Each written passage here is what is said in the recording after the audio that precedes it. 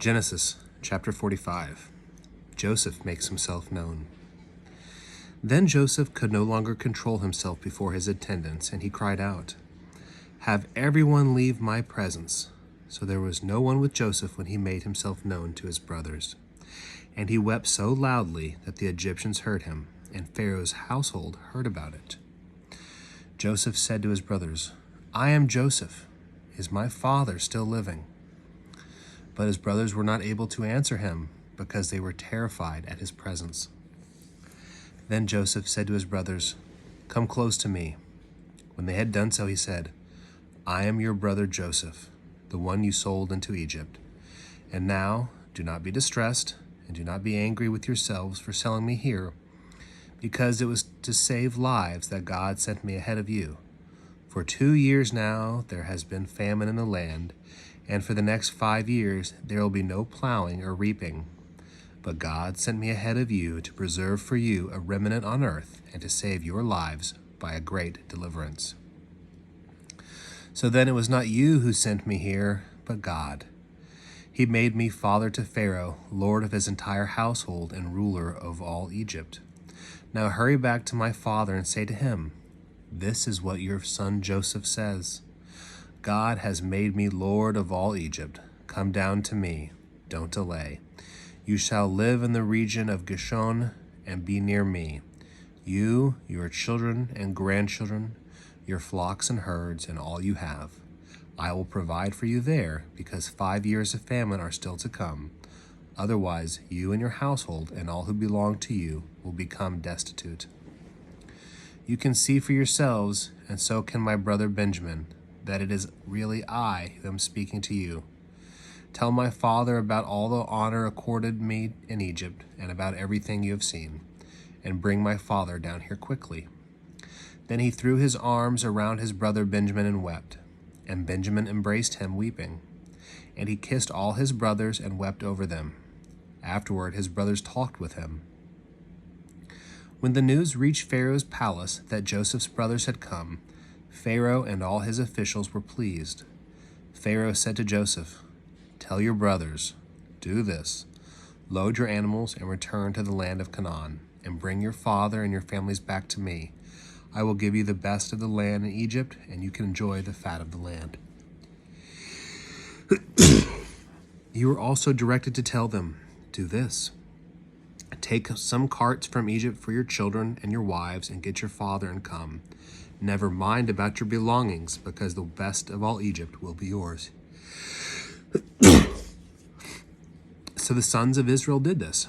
Joseph gave them carts, as Pharaoh had commanded, and he also gave them provisions for their journey. To each of them he gave new clothing, but to Benjamin he gave 300 shekels of silver and 5 sets of clothing. And this is what he sent to his father: 10 donkeys loaded with the best things in Egypt, and 10 female donkeys loaded with grain and bread and other provisions for his journey. Then he sent his brothers away, and as they were leaving, he said to them, "Don't quarrel along the way." So they went up out of Egypt and came to their father Jacob in the land of Canaan. They told him, "Joseph is still alive. In fact, he is ruler of all Egypt." Jacob was stunned. He did not believe them. But when they told him everything Joseph had said to them, and when he saw the carts Joseph had sent to carry him back, the spirit of their father Jacob revived, and Israel said, "I'm convinced my son Joseph is still alive, and I will go and see him before I die." Genesis chapter 46. Jacob goes to Egypt. So Israel set out with all that was his, and when he reached Beersheba, he offered sacrifices to the God of his father Isaac. And God spoke to Israel in a vision at night and said, "Jacob, Jacob." "Here I am," he replied. "I am God, the God of your father." He said, "Do not be afraid to go down to Egypt, for I will make you into a great nation there. I will go down to Egypt with you and will surely bring you back again, and Joseph's own hand will close your eyes." Then Jacob left Beersheba And Israel's sons took their father Jacob and their children and their wives in the carts that Pharaoh had sent to transport him. So Jacob and all his offspring went to Egypt, taking with them their livestock and their possessions they had acquired in Canaan. Jacob brought with him to Egypt his sons and grandsons, his daughters and granddaughters, all of his offspring. These are the names of the sons of Israel, Jacob and his descendants, who went to Egypt. Reuben, the firstborn of Jacob. The sons of Reuben, Hanok, Palu, Hezron, Carmi. The sons of Simeon, Jemuel, Jamin, Ohad, Jachin, Zohar, and Shaul, the son of a Canaanite woman. The sons of Levi, Gershon, Kohath, Merari. The sons of Judah, Onan, Shelah, Perez, and Zerah. But and Onan had died in the land of Canaan. The sons of Perez, Hezron, and Hamuel. The sons of Issachar, Tola, Pua, Jasub, Shimron. The sons of Zebulun, Sered, Elon, and Jaleel. These were the sons Leah bore to Jacob in Paddan Aram, besides his daughter Dinah. These sons and daughters of his were 33 in all. The sons of Gad were Zephon, Haggai, Shuni, Esben, Eri, Arodi, and Areli. The sons of Asher, Imnah, Ishvan, Ishvi, and Bera. Their sister was Sarah. The sons of Beriah, Heber, and Malikiel. These were the children born to Jacob by Zilpah, whom Laban had given to his daughter Leah, 16 in all. The sons of Jacob's wife were Rachel. The sons of Jacob's wife Rachel, Joseph and Benjamin. In Egypt, Manasseh and Ephraim were born to Joseph by Asenath, daughter of Potipharah, priest of On. The sons of Benjamin were Bela, Becher, Ashbel, Gera, Naaman, Ei, Rosh, Mupin, Hupim, and Ard. These were the sons of Rachel, who were born to Jacob, 14 in all. The sons of Dan were Hushim. The sons of Naphtali were Jaziel, Guni, Jezer, and Shelim. These were the sons born to Jacob by Bilhah, whom Laban had given to his daughter Rachel, 7 in all. All those who went to Egypt with Jacob, those who were his direct descendants, not counting his sons' wives, numbered 66 persons. With the 2 sons who had been born to Joseph in Egypt, the members of Jacob's family, which went to Egypt, were 70 in all. Now Jacob sent Judah ahead of him to Joseph to get directions to Goshen. When they arrived in the region of Goshen, Joseph had his chariot made ready and went to Goshen to meet his father Israel. As soon as Joseph appeared before him, he threw his arms around his father and wept for a long time. Israel said to Joseph, "Now I am ready to die, since I have seen for myself that you are still alive." Then Joseph said to his brothers and to his father's household, "I will go up and speak to Pharaoh and will say to him, 'My brothers and my father's household who are living in the land of Canaan have come to me. The men are shepherds, they tend livestock, and they have brought along their flocks and herds and everything they own. When Pharaoh calls you in and asks, 'What is your occupation?' you should answer, 'Your servants have tended livestock from our boyhood on, just as our fathers did.' Then you will be allowed to settle in the region of Goshen, for all shepherds are detestable to the Egyptians." Genesis chapter 47. Joseph went and told Pharaoh, "My father and brothers with their flocks and herds and everything they own have come from the land of Canaan and are now in Goshen." He chose 5 of his brothers and presented them before Pharaoh. Pharaoh asked his brothers, "What is your occupation?" "Your servants are shepherds," they replied to Pharaoh, "just as our fathers were." They also said to him, "We have come to live here for a while because the famine is severe in Canaan, and your servants' flocks have no pasture. So now, please let your servants settle in Goshen." Pharaoh said to Joseph, "Your father and your brothers have come to you, and the land of Egypt is before you. Settle your father and your brothers in the best part of the land, Let them live in Goshen, and if you know of any among them with special ability, put them in charge of my own livestock." Then Joseph brought his father Jacob in and presented him before Pharaoh. After Jacob blessed Pharaoh, Pharaoh asked him, "How old are you?" And Jacob said to Pharaoh, "The years of my pilgrimage are 130. My years have been few and difficult, and they do not equal the years of the pilgrimage of my fathers." Then Jacob blessed Pharaoh and went out from his presence. So Joseph settled his father and his brothers in Egypt and gave them property in the best part of the land, the district of Ramses, as Pharaoh directed. Joseph also provided his father and his brothers and his father's household with food, according to the number of their children. Joseph and the famine. There was no food, however, in the whole region because the famine was severe. Both Egypt and Canaan wasted away because of the famine. Joseph collected all the money that was to be found in Egypt and Canaan in payment for the grain they were buying, and he brought it to Pharaoh's palace. When the money of the people of Egypt and Canaan was gone, all Egypt came to Joseph and said, "Give us food. Why should we die before your eyes? Our money is all gone." "Then bring your livestock," said Joseph. "I will sell you food in exchange for your livestock, since your money is gone." So they brought their livestock to Joseph, and he gave them food in exchange for their horses, their sheep and goats, their cattle and donkeys, and he brought them through that year with food in exchange for all their livestock. But that year was over.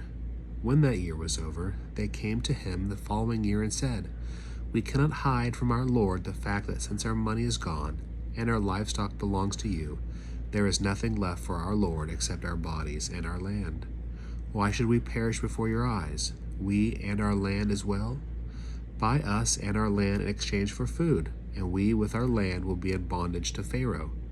Give us seeds that we may live and not die, and that the land may not become desolate."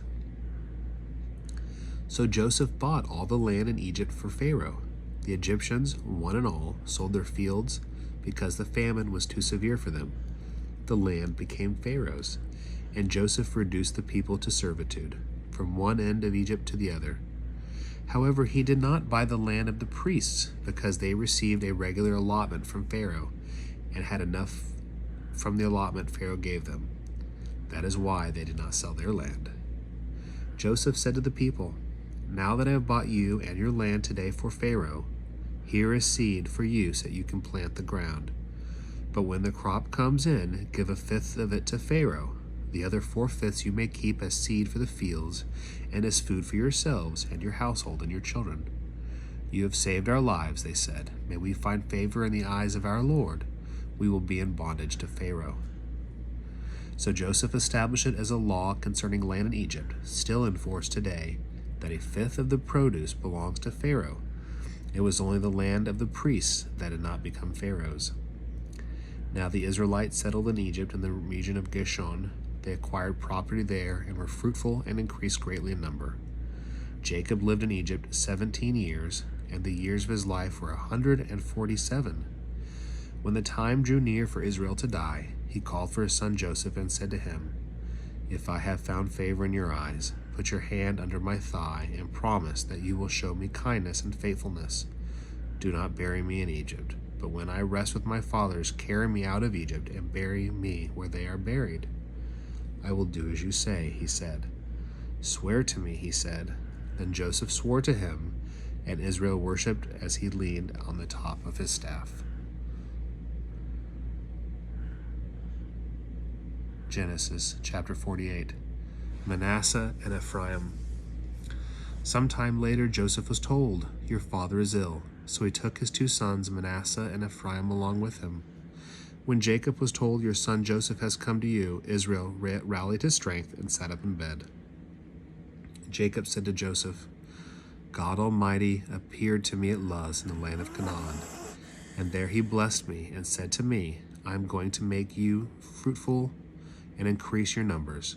I will make you a community of peoples, and I will give this land as an everlasting possession to your descendants after you.' Now then, your 2 sons born to you in Egypt before I came to you here will be reckoned as mine. Ephraim and Manasseh will be mine, just as Reuben and Simeon are mine. Any children born to you after them will be yours. In the territory they inherit, they will be reckoned under the names of their brothers. As I was returning from Paddan, to my sorrow Rachel died in the land of Canaan while we were still on the way, a little distance from Ephrath. So I buried her there beside the road to Ephrath, that is Bethlehem. When Israel saw the sons of Joseph, he asked, "Who are these?" "They are the sons God has given me here," Joseph said to his father. Then Israel said, "Bring them to me so I may bless them." Now Israel's eyes were failing because of old age, and he could hardly see. So Joseph brought his sons close to him, and his father kissed them and embraced them. Israel said to Joseph, "I never expected to see your face again, and now God has allowed me to see your children too." Then Joseph removed them from Israel's knee and bowed down with his face to the ground. And Joseph took both of them, Ephraim on his right toward Israel's left hand, and Manasseh on his left toward Israel's right hand, and brought them close to him. But Israel reached out his right hand and put it on Ephraim's head, though he was the younger, and crossing his arms he put his left hand on Manasseh's head, even though Manasseh was the firstborn.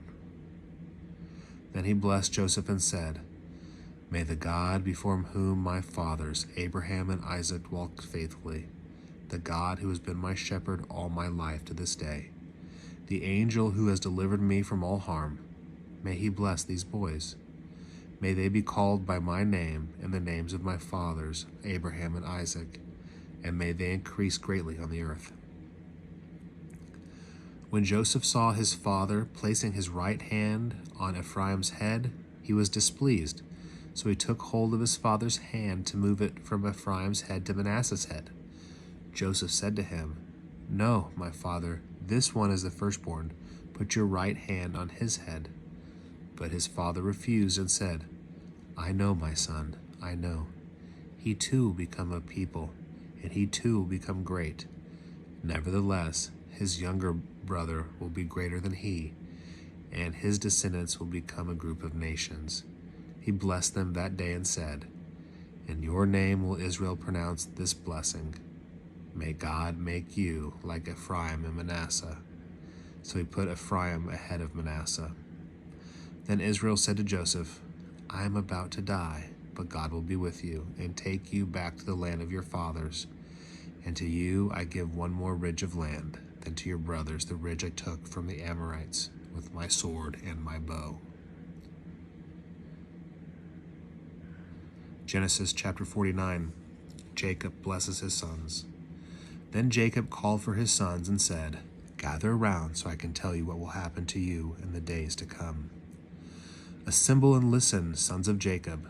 Listen to your father Israel. Reuben, you are my firstborn, my might, the first sign of my strength, excelling in honor, excelling in power. Turbulent as the waters, you will no longer excel, for you went up onto your father's bed, onto my couch, and defiled it. Simeon and Levi are brothers, their swords are weapons of violence. Let me not enter their council, let me not join their assembly. For they have killed men in their anger, and hamstrung oxen as they pleased. Cursed be their anger so fierce, and their fury so cruel. I will scatter them in Jacob, and disperse them in Israel. Judah, your brothers will praise you. Your hand will be on the neck of your enemies. Your father's sons will bow down to you. You are a lion's cub, Judah. You return from the prey, my son. Like a lion he crouches and lies down, like a lioness who dares to rouse him. The scepter will not depart from Judah, nor the ruler's staff from between his feet, until he to whom it belongs shall come, and the obedience of the nations shall be his. He will tether his donkey to a vine, his colt to the choicest branch. He will wash his garments in wine, his robes in the blood of grapes. His eyes will be darker than wine, his teeth whiter than milk. Zebulun will live by the seashore and become a haven for ships. His border will extend toward Sidon. Issachar is a raw-boned donkey, lying down among the sheep pens. When he sees how good is his resting place and how pleasant is his land, he will bend his shoulder to the burden and submit to forced labor. Dan will provide justice for his people as one of the tribes of Israel. Dan will be a snake by the roadside, a viper along the path that bites the horse's heels so that its rider tumbles backward. I look for your deliverance, Lord. Gad will be attacked by a band of raiders, but he will attack them at their heels. Asher's food will be rich. He will provide delicacies fit for a king. Naphtali is a doe set free that bears beautiful fawns. Joseph is a fruitful vine near a spring, whose branches climb over a wall. With bitterness archers attacked him, they shot at him with hostility. But his bow remained steady, his strong arm stayed limber, because of the hand of the mighty one of Jacob, because of the shepherd, the rock of Israel. Because of your father's God who helps you, because of the Almighty who blesses you, with blessings of the skies above, blessings of the deep springs below, blessings of the breast of womb. Your father's blessings are greater than the blessings of the ancient mountains, than the bounty of age-old hills. Let all these rest on the head of Joseph, on the brow of the prince among his brothers. Benjamin is a ravenous wolf. In the morning he devours the prey, in the evening he divides the plunder. All these are the 12 tribes of Israel, and this is what their father said to them when he blessed them, giving each the blessing appropriate to him. The death of Jacob. Then he gave them these instructions. I am about to be gathered to my people. Bury me with my fathers in the cave in the field of Ephron the Hittite, the cave in the field of Machpelah near Mamre in Canaan, which Abraham bought along with the field as a burial place from Ephron the Hittite. There Abraham and his wife Sarah were buried. There Isaac and his wife Rebekah were buried. And there I buried Leah. The field and the cave in it bought from the Hittites. When Jacob had finished giving instructions to his sons, he drew his feet up into the bed, breathed his last, and was gathered to his people. Genesis chapter 50. Joseph threw himself on his father and wept over him and kissed him. Then Joseph directed the physicians in his service to embalm his father Israel. So the physicians embalmed him, taking a full 40 days, for that was the time required for embalming, and the Egyptians mourned for him 70 days. When the days of mourning had passed, Joseph said to Pharaoh's court, If I have found favor in your eyes, speak to Pharaoh for me. Tell him, my father made me swear an oath and said, I am about to die. Bury me in the tomb I dug for myself in the land of Canaan. Now let me go up and bury my father, then I will return. Pharaoh said, Go up and bury your father, as he made you swear to do. So Joseph went up to bury his father. All Pharaoh's officials accompanied him, the dignitaries of his court and all the dignitaries of Egypt, besides all the members of Joseph's household and his brothers and those belonging to his father's household. Only their children and their flocks and herds were left in Goshen. Chariots and horsemen also went up with him. It was a very large company. When they reached the threshing floor of Atad, near the Jordan, they lamented loudly and bitterly. And there Joseph observed a 7-day period of mourning for his father. When the Canaanites who lived there saw the mourning at the threshing floor of Atad, they said, The Egyptians are holding a solemn ceremony of mourning. That is why that place near the Jordan is called Abel Mizraim. So Jacob's sons did as he had commanded them. They carried him to the land of Canaan and buried him in the cave in the field of Machpelah near Mamre, which Abraham had brought along with the field as a burial place from Ephron the Hittite. After burying his father, Joseph returned to Egypt, together with his brothers and all the others who had gone with him to bury his father. Joseph reassures his brothers. When Joseph's brothers saw their father was dead, they said, What if Joseph holds a grudge against us and pays us back for all the wrongs we did to him? So they sent word to Joseph saying, Your father left these instructions before he died. This is what you are to say to Joseph. I ask you to forgive your brothers the sins and the wrongs they committed in treating you so badly. Now please forgive the sins of the servants of the God of your father. When their message came to him, Joseph wept. His brothers then came and threw themselves down before him. We are your slaves, they said. But Joseph said to them, Don't be afraid. Am I in the place of God? You intended to harm me, but God intended it for good to accomplish what is being done now, the saving of many lives. So then don't be afraid. I will provide for you and your children. And he reassured them and spoke kindly to them. The death of Joseph. Joseph stayed in Egypt along with all his father's family. He lived 110 years and saw the third generation of Ephraim's children, and also the children of Machir, son of Manasseh, who were placed at birth on Joseph's knees. Then Joseph said to his brothers, I am about to die, but God will surely come to your aid and take you up out of this land to the land he promised on oath to Abraham, Isaac, and Jacob. And Joseph made the Israelites swear an oath and said, God will surely come to your aid, and then you must carry my bones up from this place.